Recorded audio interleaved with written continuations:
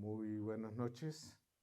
Buenas noches. Qué bueno saludarlos, saludarlas. Igualmente a quienes están siguiendo las transmisiones por las dos cámaras o dos medios que se está transmitiendo esta semana, titulada Desescalando el conflicto.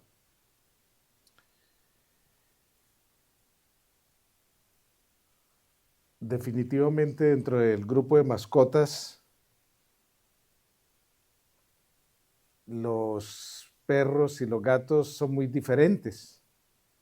Los perros son más amigables con los seres humanos, nos retribuyen mucho.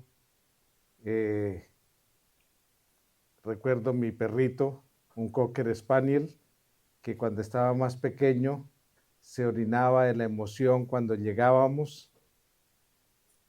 En cambio, los gatos son un poco más lejanos, más distantes. Dicen que los gatos no tienen amo, sino empleado. Y veamos una curiosidad de los gatos.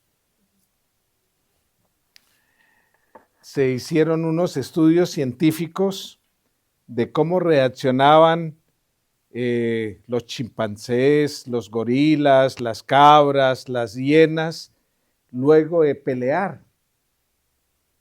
Y todas estas razas de animales daban muestras de actitudes conciliadoras después de la pelea, después de un tiempo de haber peleado, volvían a besarse o a abrazarse tras haber tenido un pleito. Sin embargo, la única especie que en estas investigaciones nunca dio evidencias de tener ese tipo de actitud, son los gatos. Son los gatos. En otras palabras, son rencorosos, pelean y no quieren luego conciliar, son poco amistosos, no superan como los pleitos con otros y tienen su orgullo, su ego, los gatos, quien los ve, ¿no? Sí.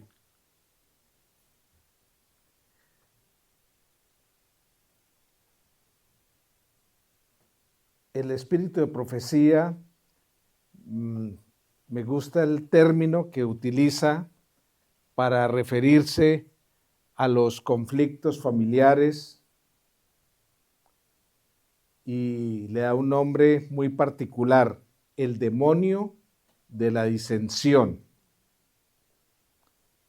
¿Será que ese demonio está en nuestros círculos familiares? ¿Será que ese demonio está al interior de nosotros? Cuando en un hogar se discute más, hay más querellas, más confrontaciones, más reclamos, más demandas, es una puerta abierta para que ingrese este demonio de la disensión.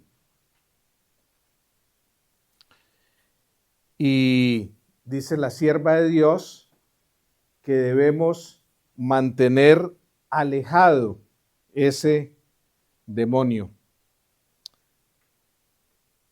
Disculparán el tema de la voz, pero yo creo que después de 3 semanas de venir predicando, ya está agotada, ya está cansada y por eso siento la voz un poco extraña. Amigos, amigas, cuando entra ese demonio de la disensión al hogar, es difícil sacarlo, es difícil sacarlo. Ese demonio no sale tan fácil. Ese demonio se instala para quedarse. Y cuando entra ese demonio, pues recuerdan esa profecía que leímos el primer día en el Evangelio de Lucas que dijo Jesús: el padre estará enfrentado con los hijos con los padres, el esposo con la esposa, la suegra con la nuera. Así que hay que tener alejadito a ese demonio de la disensión, no abrirle la puerta. De paso, ¿quiénes de ustedes son mexicanos? Bueno, hay algunos.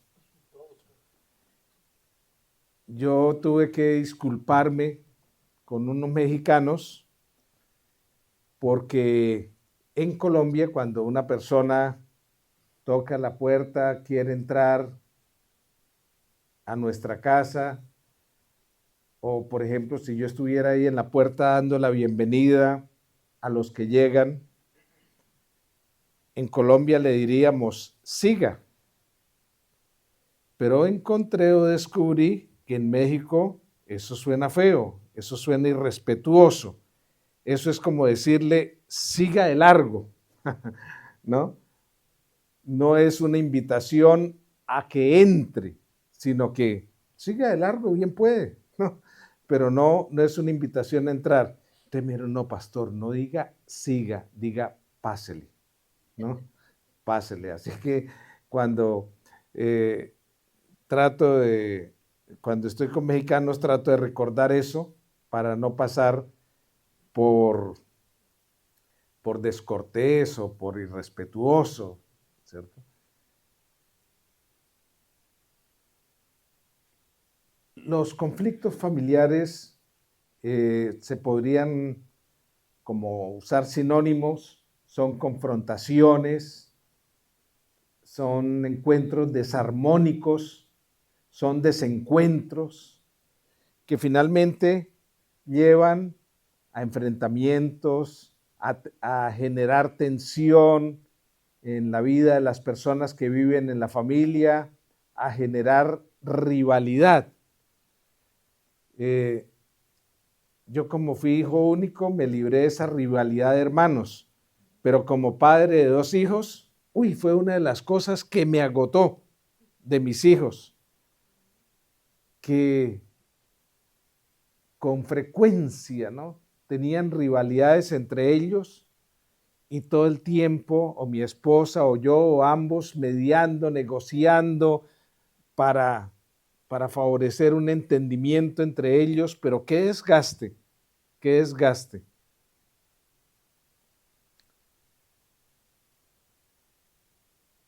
Y sin duda se dan por 1000 razones. Ustedes ven esa maraña de gráfica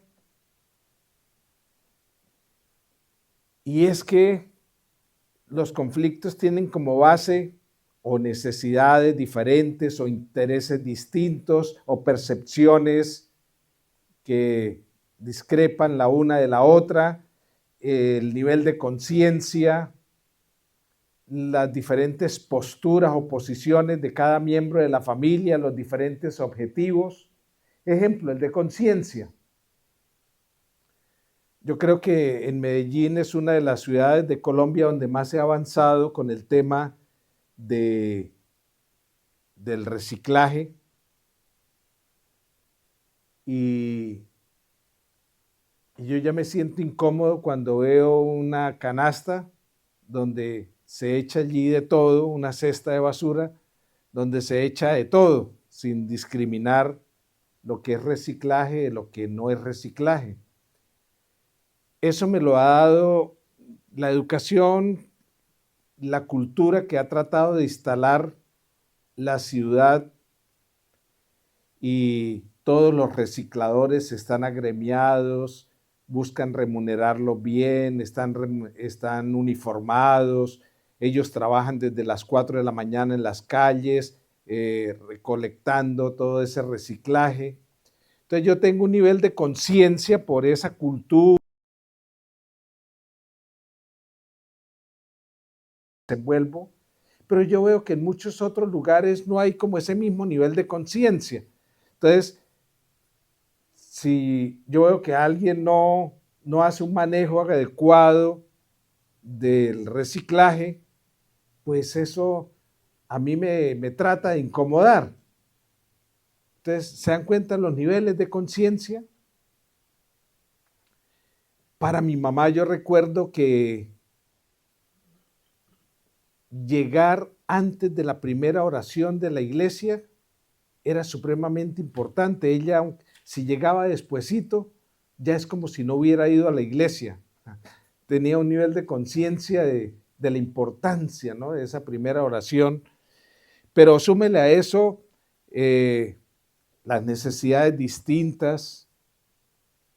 Por ejemplo, si uno de los cónyuges tiene más necesidad sexual que el otro, entonces va a estar generando algunos reclamos alrededor de esa necesidad sexual, pero de pronto el otro cónyuge, su necesidad primordial no sea el sexo, sino otro tipo de cosas, el cuidado de los niños o la limpieza del hogar o alguna otra cosa, algún otro tema. Entonces, el desencuentro entre las necesidades del uno y del otro, eso lleva mucho conflicto, los distintos intereses del uno, del otro, de los hijos, etc. Les pregunto, ¿quién tiene razón ahí? ¿Cuántos palos hay? Este dice que hay 3 y este dice que hay 4. 4, pero este señor dice que 3, y si yo me pongo en el lugar de él, yo veo 3.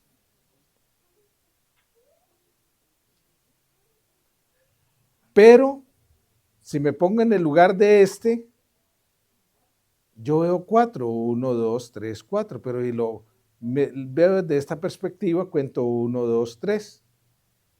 Entonces se dan cuenta cómo las percepciones son diferentes y si uno se cierra que otro puede tener una percepción distinta, entonces este terminará insultando al otro, diciéndole bruto, son 4, es que no sabe contar. Y este le dirá, usted es que está viendo visiones o qué sé yo, porque yo solo veo 3 palos. Entonces, noten cómo una percepción distinta cambia cómo puede generar un conflicto. ¿Qué ven ustedes acá en esta imagen? Una mujer, ¿joven o anciana? Joven. ¿Alguien ve una mujer anciana? ¿O todos ven una mujer joven?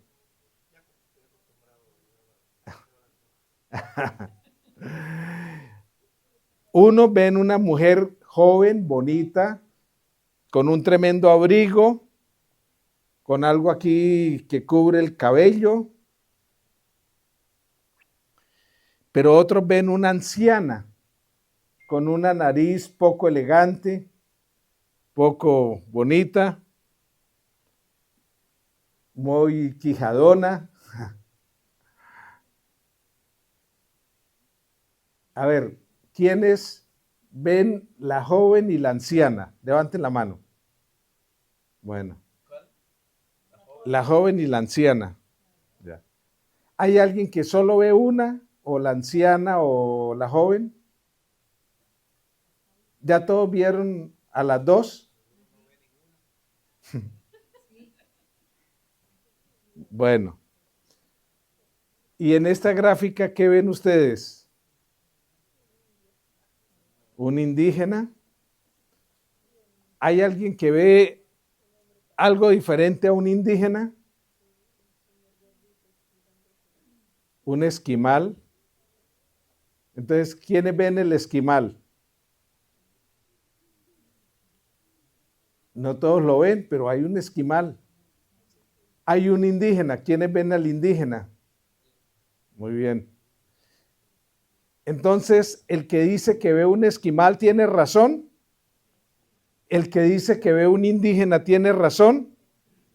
Claro, ¿cierto? Pero muchas veces los conflictos se dan porque nosotros no aceptamos, no compartimos el punto de vista del otro, la percepción del otro.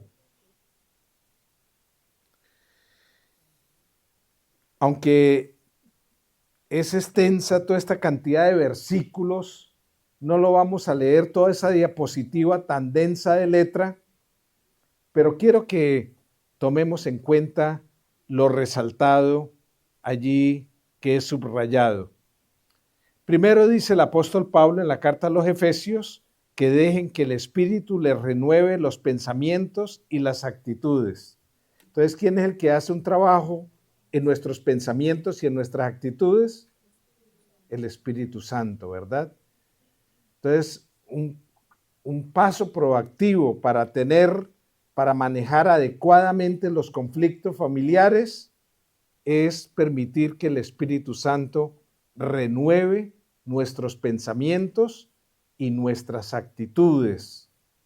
Sin el Espíritu Santo, seguramente, como dice el pastor Bullón, viviremos con ese torito o con ese niño malcriado que todos llevamos por dentro. El Espíritu Santo nos da una nueva naturaleza. Por tanto, necesitamos que el Espíritu Santo, con esa nueva naturaleza que Él nos da, nos ayude a cumplir lo siguiente: a decir siempre la verdad. En un conflicto, cuando se dicen mentiras, hay poca esperanza, poca probabilidad de que se resuelvan. Mintiendo, no se resuelven los conflictos. Una premisa para resolver conflictos es mantenernos en la verdad. Segundo, dice no pequen al dejar que el enojo los controle. El enojo es una emoción neutra, no es ni buena ni mala. ¿Qué es lo que la hace mala? El descontrolarnos. ¿Jesús se enojó cuando fue al templo? Sí. Volteó las mesas, botó las monedas de plata, usó un látigo, pero no debemos permitir que el enojo nos descontrole. De otra parte, jamás debiera haber en los conflictos que haya en el círculo del hogar un lenguaje grosero u ofensivo. Cero groserías, cero ofensas. Está bien que haya diferencias, conflictos, distintas percepciones, desencuentros, pero hay que tener unas bases mínimas. Y una de esas bases mínimas es cero groserías, cero ofensas. De otra parte, nos agrega Pablo, líbrense de toda amargura, de furia, de enojo, de palabras ásperas, de calumnias y de toda clase de mala conducta. Estas son formas proactivas de enfrentar los problemas, pero nuestro modelo, nuestro entorno nos ha enseñado que los problemas hay que resolverlos con gritos, con insultos, con palabras maledicientes, con violencia, con irrespeto, con maltrato, con mentiras, pero debemos seguir lo que enseña la palabra de Dios. Y de otra parte, termina diciendo el apóstol Pablo, sean amables, de buen corazón y perdónense. Conozco parejas que se quedan estancadas por allá en algo que pasó hace 6 años, 8 años y no pasan la página, no lo superan, no perdonan, no se sobreponen y entonces se vuelve un conflicto crónico, pasmado allí. Así que qué consejos tan importantes los que da la palabra de Dios. Estas no son formas proactivas de solucionar los problemas, con explosiones de ira o con silencios hirientes o con lágrimas, manipulando con lágrimas, o con palabras fuertes o gritos o groseras, o con actitudes despreciativas, o fingiendo enfermedades, o tener ese síndrome de oposición permanente, oposicionista permanente, o manipulando. Y por eso hoy en día los psicólogos nos enseñan un concepto muy importante que ya vamos a ver en la siguiente diapositiva, y es aprender a gestionar las emociones. Pero antes de llegar a ese punto, quiero resaltar esto. Este autor, llamado o apellidado Strugo, dice que los motivos estructurales de fondo que hay en las parejas, en las familias, en los matrimonios, en las relaciones humanas, es porque arrastramos frustraciones desde niños por carencias en nuestros vínculos primarios. Y entonces, como somos niños heridos, que en lugar de mostrar nuestro dolor, ¿qué hacemos con ese dolor? Llenamos al otro de reclamos. Llevamos un niño herido o una niña herida, la mayoría de seres humanos, y eso nos lleva a estar continuamente haciéndole ¿qué? Reclamos al otro, demandas al otro. Frustraciones que arrastramos desde nuestra niñez. Por eso las parejas, antes de casarse, deben conocer bien ese novio, esa novia, cómo es su relación con sus padres, con sus hermanos, cuáles han sido sus experiencias traumáticas desde niños, desde niñas, porque la mayoría de personas traemos marcas, traemos cicatrices del pasado, y cuando llegamos al matrimonio, entonces esos niños heridos, esos niños malcriados o esas niñas malcriadas que llevamos por dentro, los sacamos, los exponemos y empezamos entonces es a reclamarle a la pareja, a demandar a la pareja. Y lo que en el fondo llevamos son frustraciones, dolores. Pero como no sabemos manejar esos dolores y esas frustraciones que traemos desde niño, no hemos buscado ayuda para resolverlas, entonces cuando nos casamos llegamos con una disfuncionalidad impresionante al matrimonio. ¿Y qué le puede aportar una persona que no viene sanada, sino que viene herida? Pues llega a formar problema al matrimonio.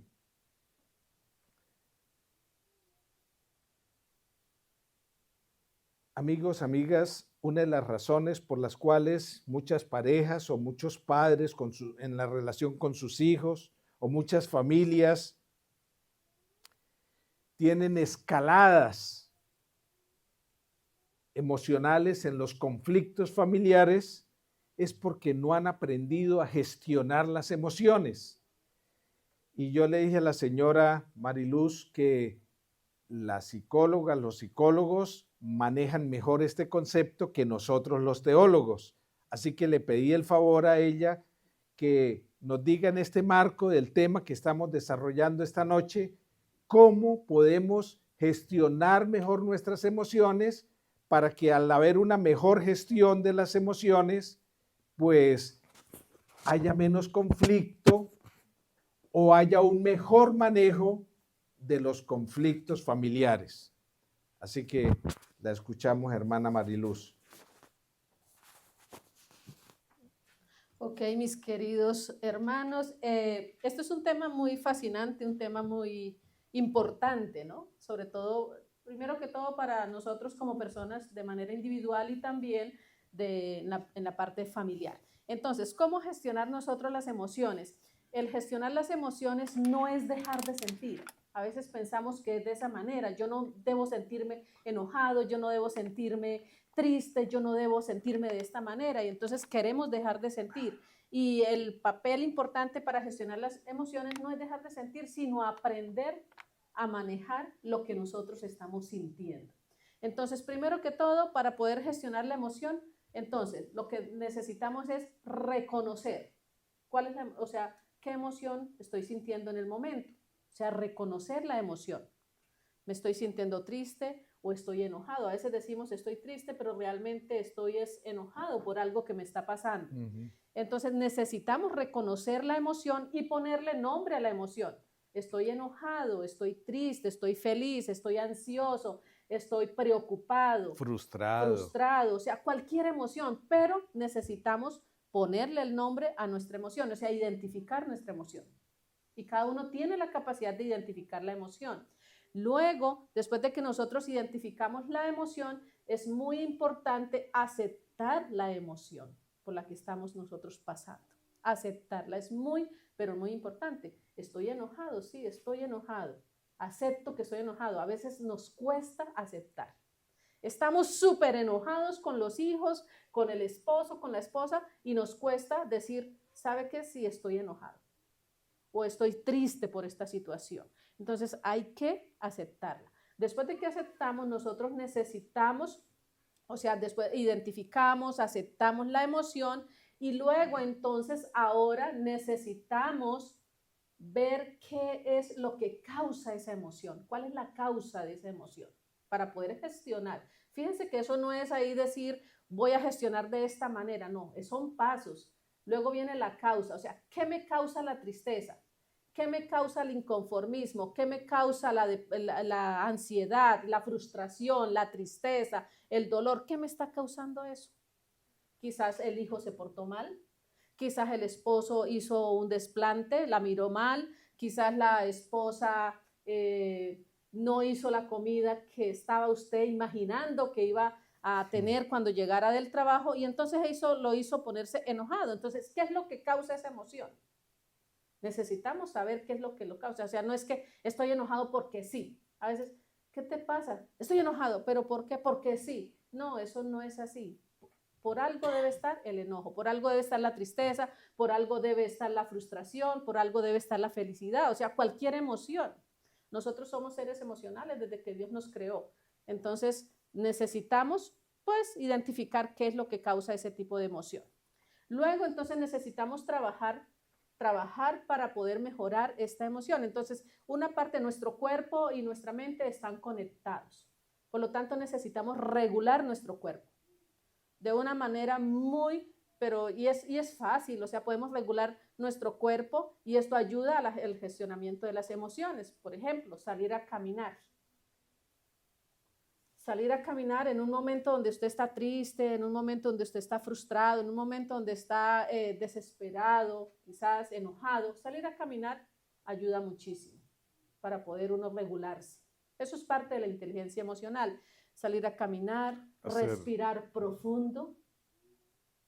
Y hemos escuchado que uno debe respirar y contar hasta 3 para poder dar una buena respuesta, porque es que a veces cuando estamos con las emociones alteradas, hiperventilamos. Sí, lastimamos, hacemos grandes heridas, incluso nosotros después, entonces viene el arrepentimiento, esa frustración por haber cometido ese error. Entonces, la respiración es muy importante, el dormir bien es muy importante para uno poder regular y gestionar bien las emociones. El descanso es supremamente importante, el cerebro necesita descansar.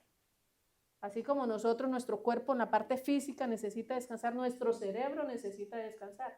El cerebro pues es ese motor, el que nos mueve. Comer bien es muy importante, la alimentación también. No es comer por llenarse, sino es comer para alimentarse. ¿Ok?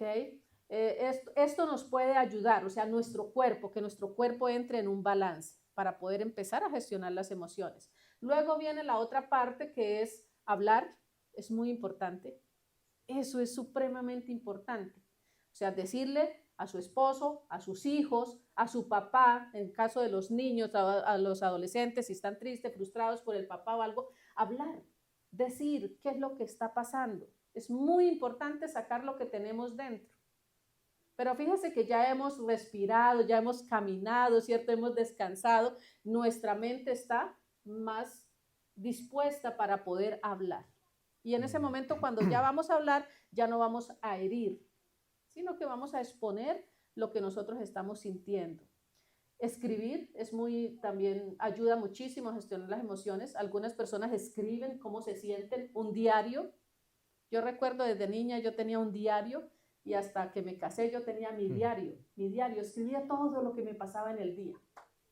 Hasta si me hacían una mala mirada, si el chico que me gustaba me miró, y colocaba allí un corazón. O sea, son cositas así, ayuda a gestionar las emociones.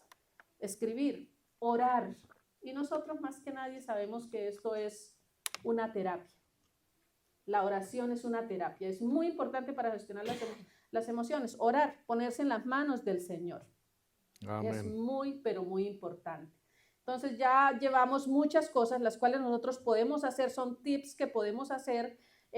Si ya no podemos, se nos sale de las manos, o sea, no podemos tener una buena conversación con el esposo, con la esposa, porque terminamos con los pelos de punta, entonces lo que necesitamos es buscar la ayuda profesional.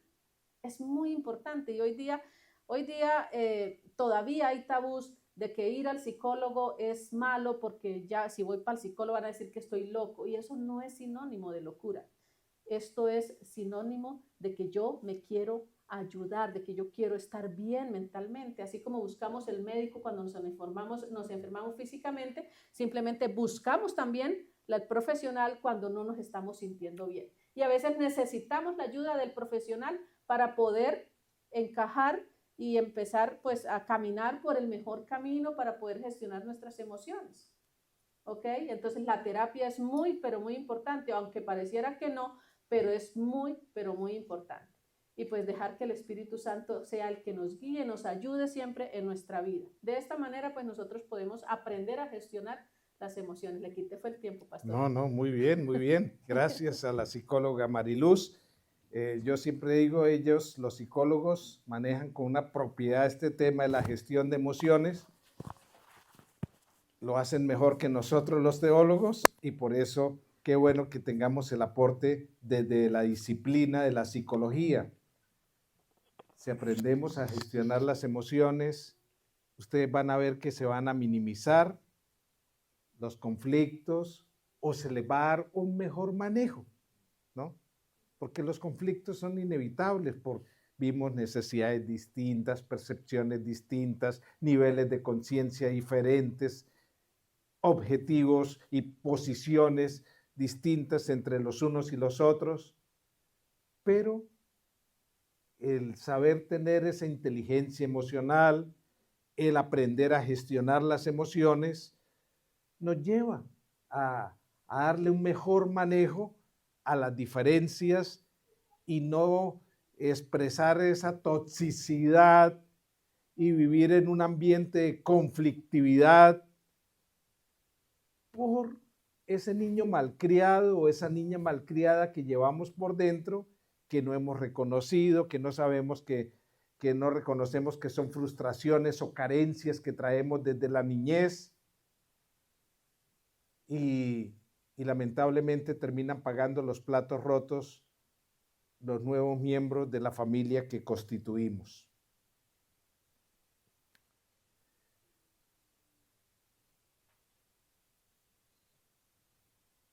Hay unas premisas como las que dio Pablo, nada de groserías, nada de maltrato. También otra premisa es el respeto absoluto. Podemos diferir, podemos discrepar, podemos tener divergencias, pero nunca faltarnos el respeto. Ni los hijos a los padres, ni los padres a los hijos, ni la esposa al esposo, ni el esposo, ninguno, ¿no? Cero irrespeto. no se puede tolerar el irrespeto, ¿no? La base, el respeto sobre todas las cosas, el respeto a pensar, a sentir, a priorizar, a valorar diferente, sin pretender llenar las expectativas del otro. Cuando abordes un conflicto con tu pareja o con tu padre o con tu hijo o hija, ten en cuenta que muchos conflictos fracasan de entrada por el abordaje equivocado, porque lo hacemos de entrada con un tonito, lo hacemos de entrada con alterados. Entonces, ojo, échele suavitel, échele soflán, ¿no? Al conflicto para que empiece, ¿no? Abórdelo suave, con suavidad, ¿no? Inicia el reclamo o lo que te molesta, te incomoda, de una manera que se cree el ambiente, ¿no? Adecuado para tratar el conflicto y no que de entrada pues ya mates cualquier posibilidad de solución. Por eso se recomienda no recurrir al tú ni a esos adverbios de tiempo, nunca, siempre, tú nunca tal cosa, tú siempre. No, eso no es verdad, ¿no? Eso no es verdad. Entonces, esas introducciones para plantear diferencias, conversaciones difíciles. Me llamó la atención que mi hijo menor iba a ir a Cali a presentarse a una universidad donde estudia el hermano, y entonces pues el hermano mayor le ofreció su casa para que llegara allá, pero mi hijo menor se iba a presentar con el mejor amigo y tenían la entrevista y el examen a una hora similar. Entonces, cuando el mayor le dijo al menor que lo esperaba allá en la casa, le dijo: Marcel, debemos tener una conversación difícil, pero hay que abordarla. Y entonces le comentó: yo te agradezco porque tú me estás ofreciendo la casa para llegar, pero resulta que yo voy con mi mejor amigo y ese amigo tú no lo quieres. Ese amigo, ¿no? Tú no te llevas bien con él. Y yo, pues no voy a dejar tirado a mi amigo, porque si fuera otro día, el examen, otra hora. Así que si llego a tu casa, me permites ir con mi amigo. Si te incomoda tanto que mi amigo se quede en tu casa, entonces pues mi amigo y yo buscaremos otro lugar donde hospedarnos. Y entonces planteó también el tema que el hermano mayor dijo: bueno, llegue con su amigo allá a la casa. ¿Sí? Pero el abordaje, ¿no? Mira, Marcel, es una conversación difícil la que debemos tener, pero hay que hacerla. Y lo suavizó y todo lo planteó bien y se resolvió, ¿no? Se resolvió. Entonces, en lugar de hablar tú, más bien yo siento, parece, no sé por qué, ¿cierto? Me siento incómodo o afectado.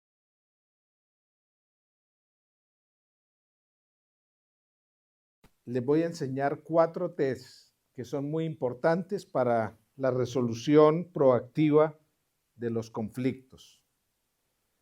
Se van a aprender esas 4 T, ¿no? Para un mejor abordaje de los conflictos, además de lo que hemos dicho, de aprender a gestionar las emociones, de no usar, de no irrespetar, de no manipular, de no usar lágrimas, de no usar chantajes, de no usar vulgaridades, etc. les voy a enseñar una técnica que se llama las 4T. La primera T es toda la información. Para entender bien un problema, tú necesitas tener una información completa. Ejemplo, que tu hijo o tu hija no llegó a la hora que tú le habías dicho que llegara. Escucha toda la información. Pero si tú empiezas de una vez y descargas todo tu enojo porque no llegó a la hora sin escuchar a tu hijo o a tu hija, de pronto, oyendo toda la información, te evitas el discurso, ¿no? Conoces las dos caras de la moneda. La segunda T es tiempo oportuno. Ejemplo, con mi esposa, yo tengo trastornos de sueño fuertes. Yo duermo solo entre 4 a 5 horas máximo por noche. Y antes me lograba conciliar el sueño, por ejemplo, a las 10 de la noche, con facilidad, pero ya a las 2:30 estaba despierto. Ahora ya no, ahora, por ejemplo, todas estas semanas no me puedo dormir antes de las 12 de la noche y a las 4 ya estoy prendido. Entonces, ¿qué decidimos en la casa? No vamos a abordar conflictos, diferencias, problemas con mi esposa en la noche, porque ahí sí que no duermo ni las 4 horitas, ahí sí que paso en blanco toda la noche. Entonces, por favor, no planteemos problemas en la noche. Eso es tiempo oportuno. Busquemos otro momento. Ahora, para no dilatar esas conversaciones difíciles que a veces hay que tener, hay que procurar reprogramar. Está bien, no hablemos en la noche. Ejemplo, con el favor de Dios, yo estaré llegando a mi casa el domingo a las 11 de la noche. Entonces, para no abordar problemas a las 11 de la noche, entonces lo ideal es reprogramar en las siguientes 24 horas en qué momento vamos a abordar un problema. Digamos que yo llegara y hay un problema que atender en la casa, que afrontar. Entonces, bueno, mira, saldré aquí desde las 4:30 de la mañana del hotel y llegaré cerca a las 11 de la noche a mi casa. Vengo con todas estas horas de viaje, vengo cansado, ¿no?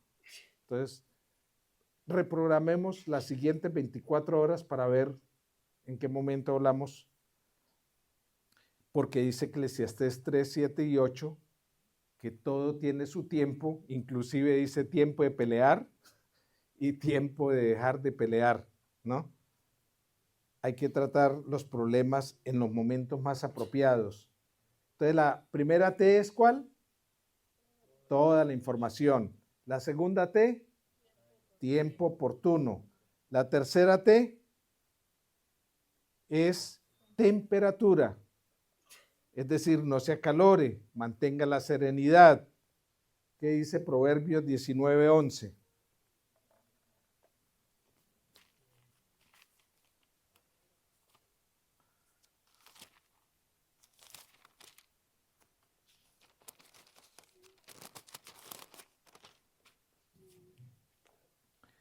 Las personas sensatas no pierden los estribos, se ganan el respeto pasando por alto las ofensas.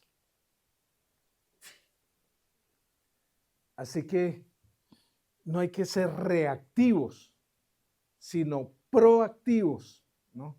Reactivo es que frente a cualquier cosa, ahí mismo doy la pelea y de una vez el reclamo y de una vez el conflicto y es que yo no dejo pasar nada.